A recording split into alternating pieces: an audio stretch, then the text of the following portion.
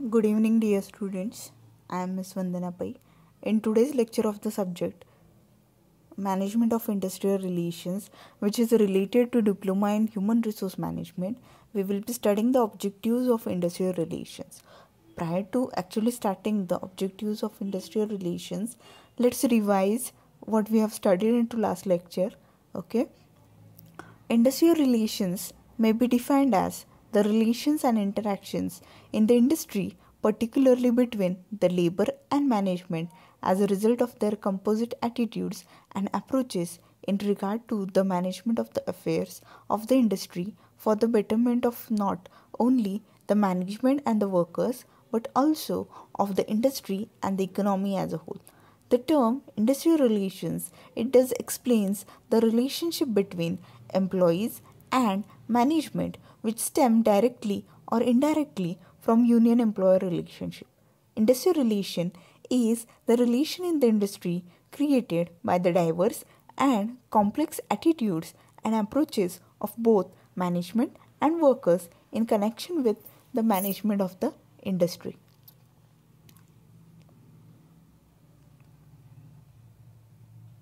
The term industrial relations it does comprises of industry and relations.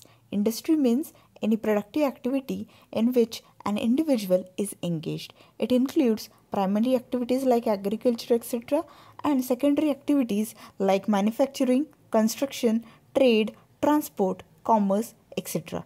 Economically speaking, industry means the secondary sector where factors of production, that is, land, labor, capital, and enterprise, or 4 M's of management, that is, men, material, money, and machines, are gainfully employed for the purpose of production and where a business organization it does exist. Okay, relations means the relations that exist in the industry, that is, within the industry between the employer and his workforce.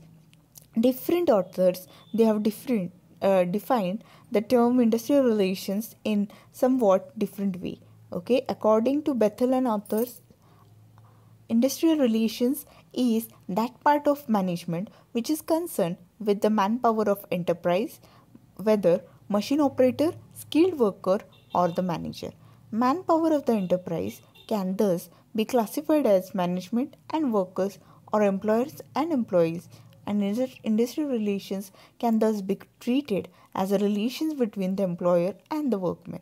According to V. Agnihotri, the term industrial relations explains the relationship between employees and management which stem directly or indirectly from union employer relationship. According to V.B. Singh, industrial relations are an integral aspect of social relations arising out of employer employee interaction in modern industries, which are regulated by the state in varying degrees, in conjunction with organized social forces and influenced by prevailing institutions. This involves a study of the state, the legal system, workers, and employers organization on the institutional level and that of patterns of industrial organization including management, capital structure, compensation of labor force and the forces of market on the economic level. Thus, it covers all types of relations arising out of employer-employee interaction in the industry which are influenced by the power of the state and the other social and economic institutions. According to Ordway, Ted, and Metcalfe, industrial relation is the composite result of the attitudes and approaches of employers and employees towards each other with regard to planning, supervision, direction, and coordination of the activities of an organization with a minimum of human efforts and frictions with an animating spirit of cooperation and with proper regard for the genuine well being of all members of that organization. According to T. N. Kapoor, the term industrial relations should be understood in the sense of labor management relations as it percolates into a wider set of relationship touching extensively all aspects of labor such as union policies, personal policies and practices including wages, welfare and social security, service conditions, supervision and communication, collective bargaining, etc., attitude of parties, and governmental actions on labor matters. Now, when we consider all these definitions which are related to industrial relations, what is important? See, what is industrial relations? Industrial relations, it does includes a relationship between the employer and the management, the employer and the employee. Okay, so how this relation should be? Yes, the relation should always go smooth. Means there should be soundness into your organization. Why? Because if there is unhealthy environment into the organization, surely what will happen? Surely it will affect badly the organization's goals which you have set. Okay, so further, okay, industrial relations are the relations which are the outcome of the employee relations in an industrial enterprise. It is thus employer employee relationship in an industry. Okay, there are two parties which are main into your organization, that is employer and workman. Okay, they are necessary without which such relationship cannot exist, and it is the industry which provides the setting for industrial relations. Industrial relation is the relation in the industry created by the diverse and complex attitudes and approaches of both management and workers in connection with the management of the industry. Attitude refers to the mental state of a person. Approach can be the external expression of such an attitude. Attitudes are always not obvious, and the individual himself may not always be fully conscious of the attitudes. Attitudes must be inferred from tone of verbal expression or perhaps from the individual overt behavior. Attitude is the mental state of the individual which prepares him to take a particular approach or make him behave in a particular manner. Attitudes of both employer and employees, it does influence each other and determine natural relationship.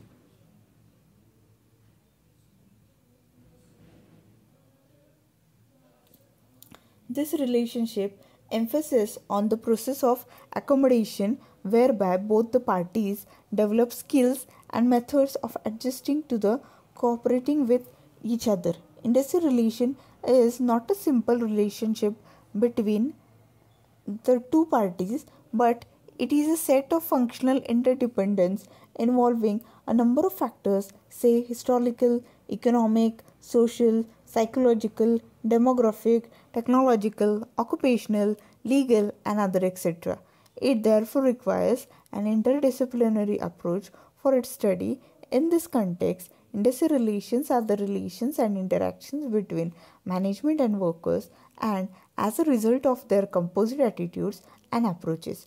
Every industrial relation creates a complex of rules and regulations to govern the workplace, the work community, with the main purpose of maintaining harmonious relations between the management and workmen by solving their problems through the process of collective bargaining.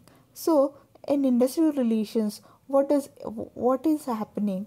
See, industrial relations may thus be defined as the relations and interactions in the industry, okay, particularly between the labor and management as a result of their composite attitudes and approaches in regard to the management of the affairs of the industry for the betterment of not only the management and the workers but also of the industry and the economy as a whole.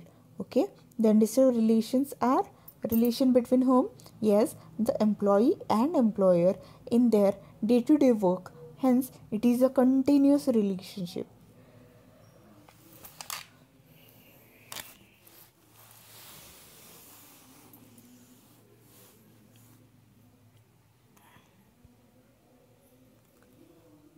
So, a relationship among employees, that is between employees and the superiors or managers, collective relations between trade union and management, it is called union management relations.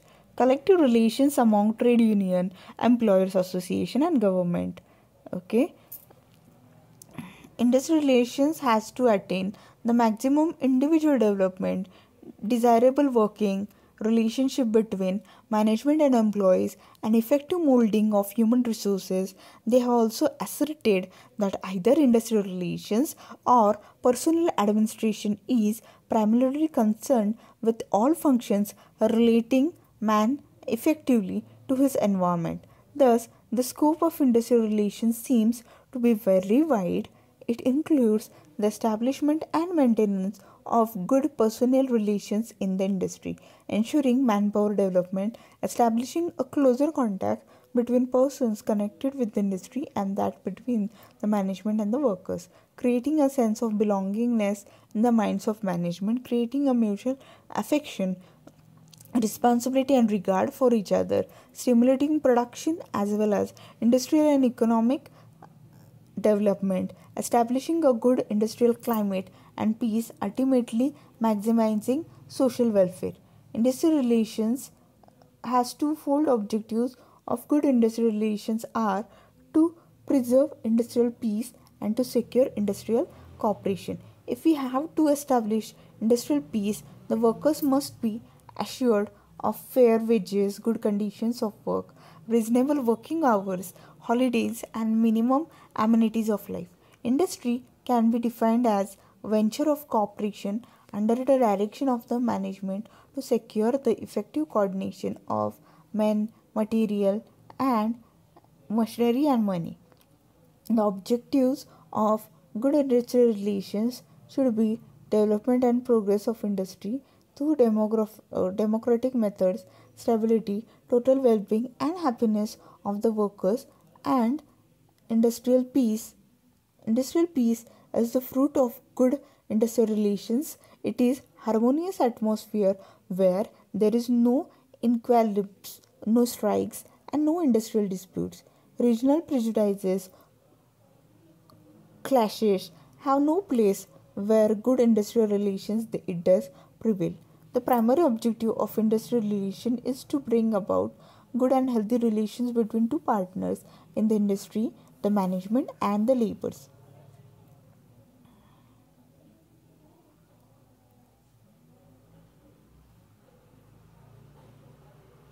So, good labor management relations in an industry, it depends upon the employers and trade unions being able to resolve their problems mutually, freely, independently and responsibly.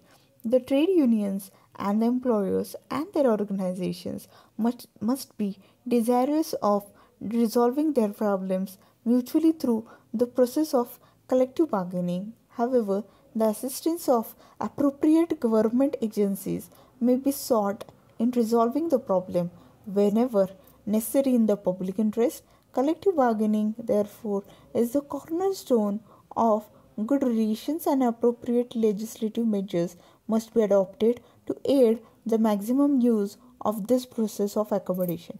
The workers and the employers organizations should be desirous of associating with government agencies, keeping in view the social, public, economic, and general measures affecting the relations between the two parties. The committee, therefore, emphasized the need for the management to acquire the fuller understanding of human factor in production and must use the appropriate methods of employee selection, promotion, and training, wage administration, work rules and labor discipline, layoff and dismissal procedures, etc., and other policies and procedures and practices to improve the labor and personnel relations.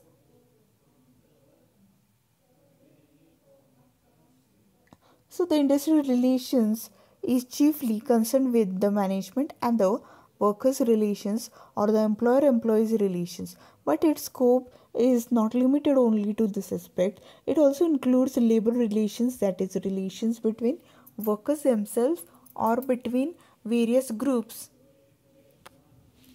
of workers, and public or community relations, that is, relations between the community or society and the industry.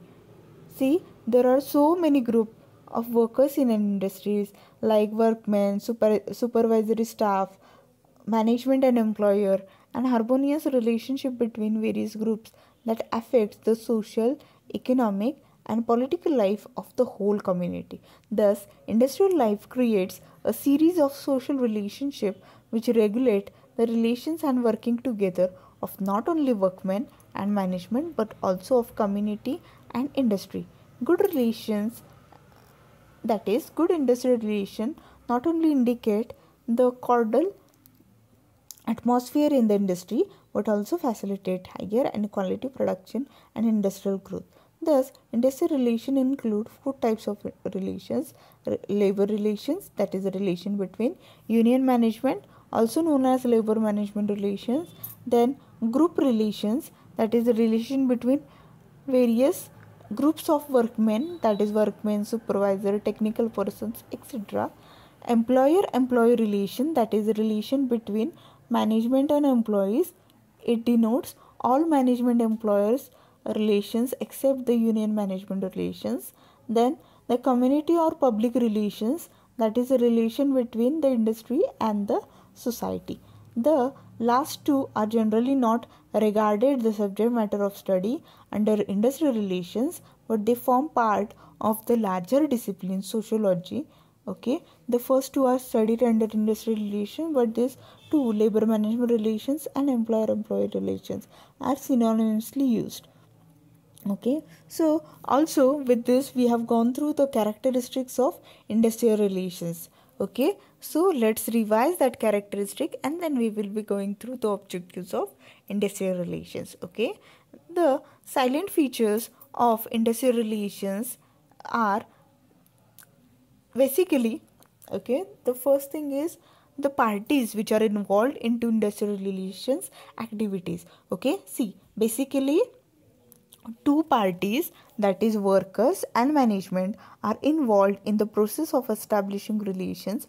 However, the government agencies regulate, maintain industrial relations. Then the second one is, it is quite an interactive process. Okay, industrial relations arise out interactions between different persons or parties. They are supervisors, workers, trade unions, employees associations. Okay, so interactive process take place between whom? Yes, supervisors and industrial workers, supervisors and group team members, management and trade union leaders, employees, federations, and workers unions. Okay, now whenever we consider industrial relation, okay, industrial relation is two-way communication.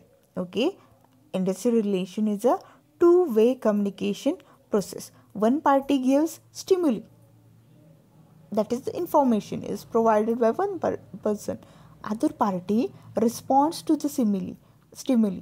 Okay, means that stimuli, that data which is given by one person is received by other person, and reaction or response is given by that other party.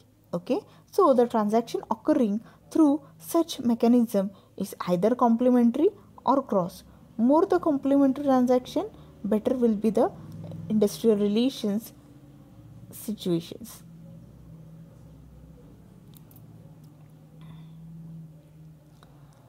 Next are the HRM practices. Effective human resource planning system, identification and stimulating prospective employees, designing the most suitable selection technique to choose the right kind of people, help to the organization to get a committed and willing workforce that want to grow, develop, and achieve. Such employees in the process like to develop better relations with their bosses. So HRM practices influence industrial relations pattern in the industry. Approaches to the industrial relations, various approaches that contribute to shape industrial relations pattern in industrial organization. These approaches include sociological, psychological, socio-ethical, human relations, etc.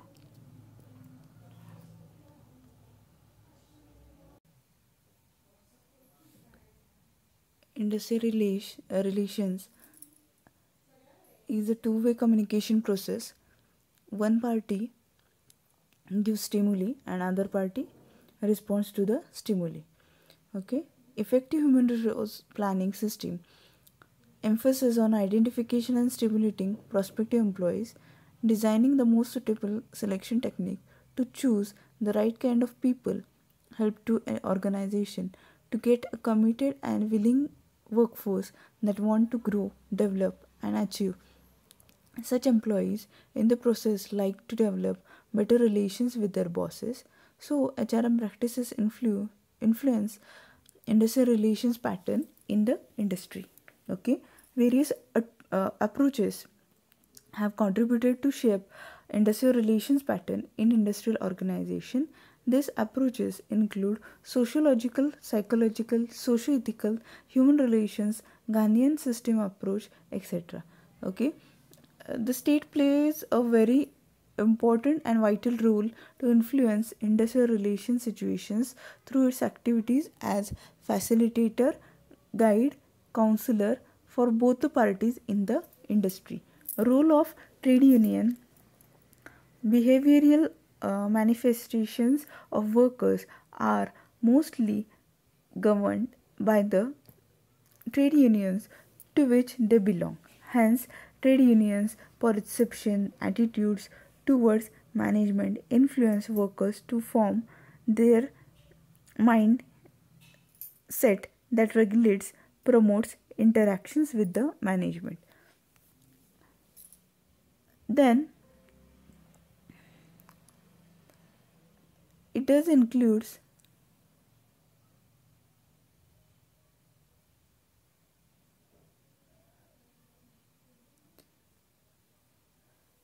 the climate or situation into industrial relations is greatly influenced by the issues which are economic, social, socio-economic, cultural in nature. Okay. Now, whenever we consider industrial relations, okay, why it is important to have industrial relations? See, uh, industrial relations, the laborers today are more educated and they are aware about their responsibilities and rights. Okay, management has to deal with them not merely as factors of production but as individuals having human dignity and self respect.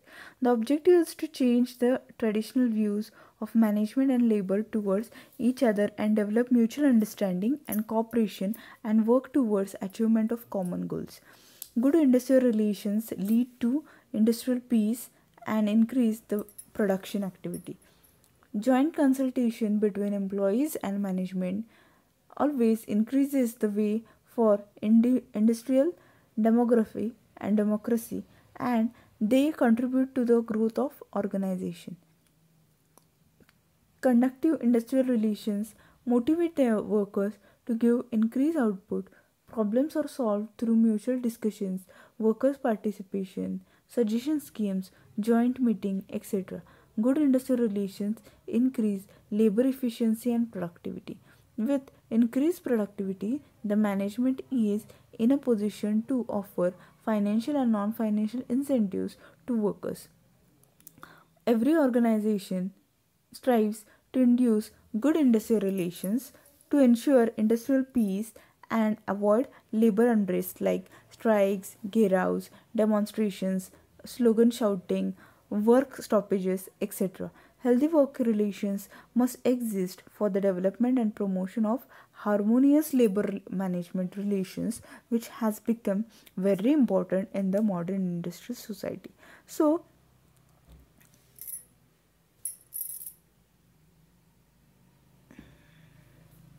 whenever we consider the industrial relations,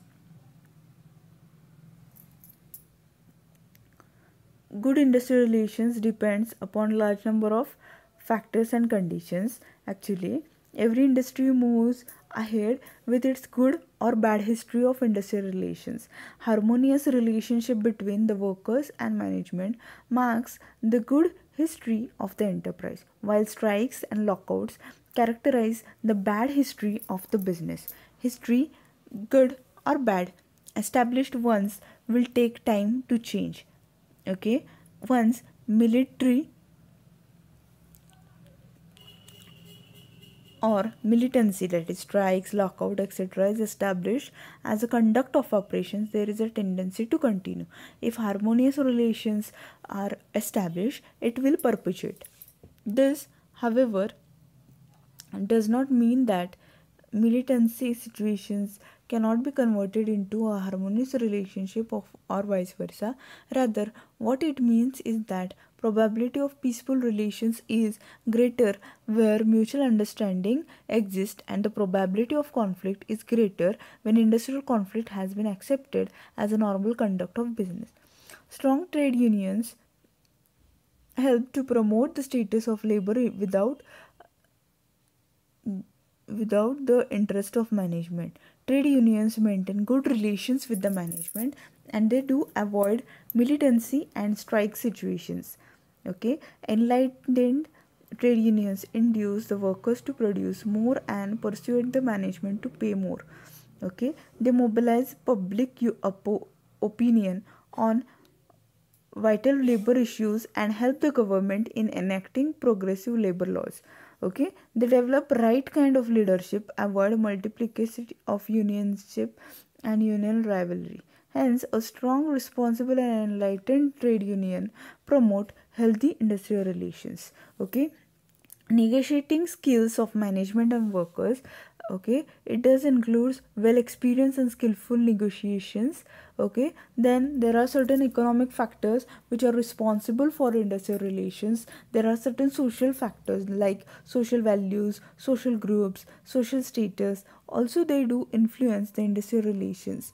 The employee relationship is not just an economic contract, it is a joint venture involving a climate of human and social relationship wherein each party fulfills his needs and contributes to the need of others. The supportive climate is essentially built around social factors. The influence of social factors get changed with the progress of industrialization. Okay, the psychological factors such as motivation, etc., are having significant determinants of industrial relations. The relationship between workers and management would be more stable and sure if the needs and expectations of the workers are integrated with the goals of enterprise. Workers should understand that their interests get furthered when organization goals are achieved.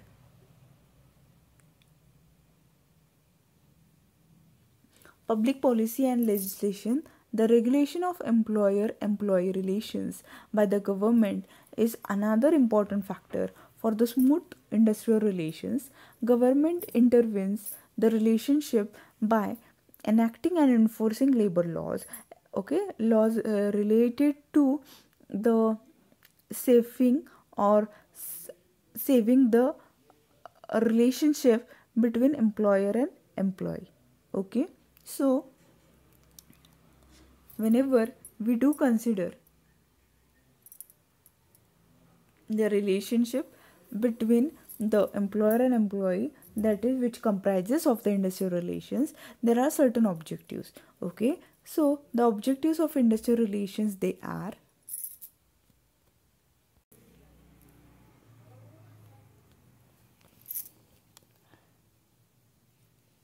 the objectives of industrial relations are to facilitate increase production and productivity. See, if the employer and employer relation, it is good, that is there is soundness into the organization, what will happen? See, the production process, is it, the production process will go uninterrupted. Okay, and what about the productivity? Okay, the productivity, it will be good, right?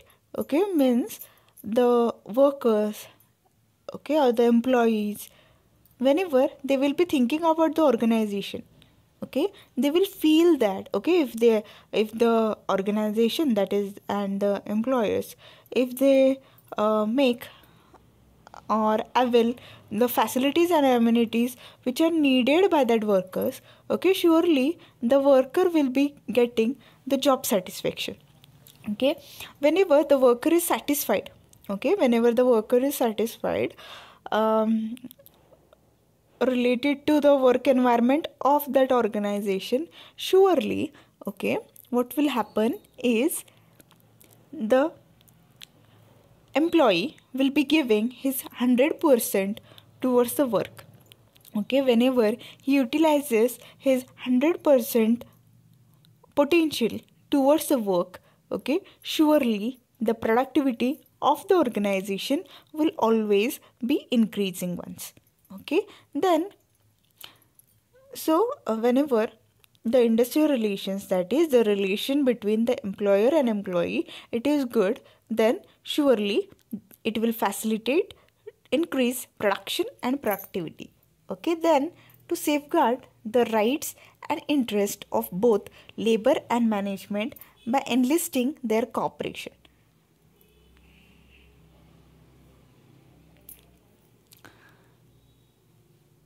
See, the labor and management, usually if the labor is satisfied through the management, and if the management is satisfied from the labor, okay, the relationship will be good. Okay, means the labor, if the labor is given the basic rights or the fundamental rights related to his work, for example, okay, if you're finalizing some of the decisions related to the labor, okay, for example, if you are finalizing compensation or the working hours which is related to the laborers, okay, and if without consulting the labor or their union, okay, without considering the labor or the union, if you finalize some of the decisions, if you finalize some of the decisions, okay, how the laborers will be feeling? The laborers will feel dissatisfied. Okay, the laborers will feel dissatisfied. Due to this, what will happen? Yes, if they are dissatisfied, then what will happen? Yes, surely the labor will react in such a way that it will result into strikes and lockdowns. Okay, now management does also have certain rights. Okay, if the laborers, they are not working properly or they are misutilizing the rights which the management has offered to them, what will happen? Surely the management will not be satisfied by the working of the labor. Okay, due to this, what will happen? Okay, if even though the management is providing the required facilities and amenities to the labor, and the laborers, they are entering into strikes, what will happen? Surely the management will enter into lockouts or lockdowns, is it? Okay, so to safeguard the rights and interests of both, that is the laborer and the management, okay, and to have cooperation within these two people, okay, these two factors itself is the objective of industrial relations. Okay, to avoid unhealthy atmosphere in the industry, especially work stoppages, go slows, gheeraus, strikes, lockouts. Okay, see, if the relation between the employer and employee, that is the industrial relation, if it is unsound, if it is unsound, then what will happen? The atmosphere within your industry, the atmosphere within your industry, it will go unhealthy. Okay, so to avoid unhealthy atmosphere in the industry, especially, okay, what is the unhealthy atmosphere? See, some of the time the workers may enter into strikes, they may have work stoppages, go slows, gheeraus, lockouts, etc. Due to this, what will happen? There will be unhealthy atmosphere in the industry. Okay, then to establish and maintain industrial democracy, okay, to establish and maintain industrial democracy means oneness or there should be unity into the laborers as well as the employers. Okay, so to maintain and establish industrial democracy is also one of the objective of industrial relations. Then, to achieve a sound, harmonious and mutually beneficial labor management relations, it is also another objective of industrial relations. Okay, means what is done into it. Okay, see, if there is harmony, soundness and cooperation, okay, and if the employer as well as employee, whenever they are finalizing some of the decisions into their organization, okay, whenever they are finalizing some of the decisions into their organization, if mutually they agree upon some of the decisions, okay, if they are finalizing some of the decisions related to the organizations, and both the parties, that is the employer as well as employees, okay, cooperatively, if they finalize mutually, if they do finalize some of the decisions, what will happen? Okay, yes, there will be soundness, there will be harmony, and the relations will surely be benefiting the organization. So this is also one of the objective of industrial relations.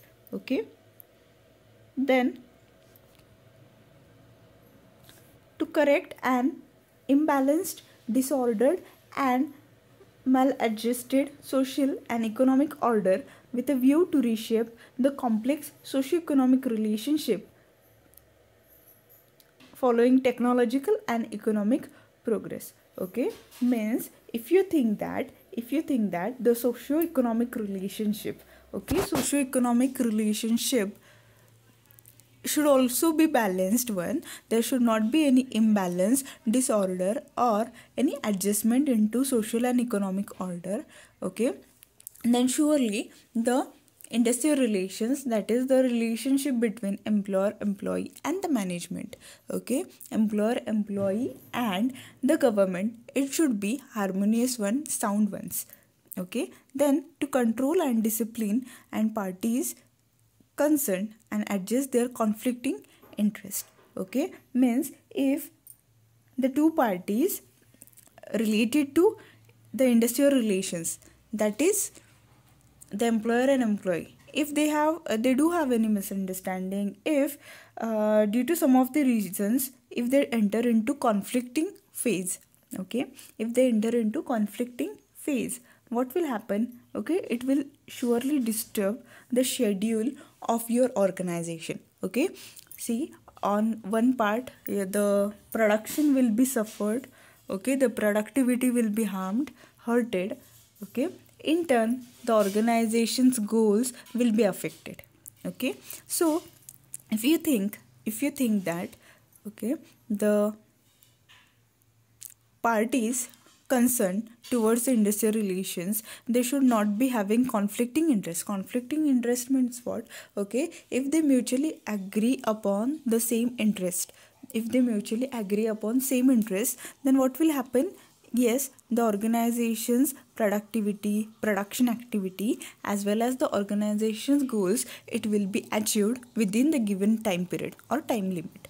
Okay, then improvement in the economic conditions of workers in the existing state of industrial management and political government. This is also one of the objective of industrial relations. In this, what happens, see, the economic conditions of the workers, that is the standard of living and other things, okay, related to compensation, remuneration, which are needed to the laborers, or see, why the laborers or employees, they do work with you. Okay, they do have certain individual goals, right? Okay, if their individual goals or the purpose why they are working with you, if it is not fetched, if it is not achieved, then what will happen?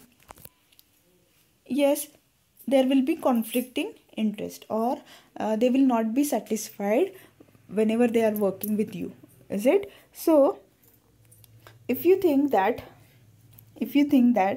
they should be satisfied when they are working with you, surely you should okay, as an employer, as a management, okay, you should be trying to save their interest, okay, to uplift their economic conditions, okay. So industrial relation, it does result into the same.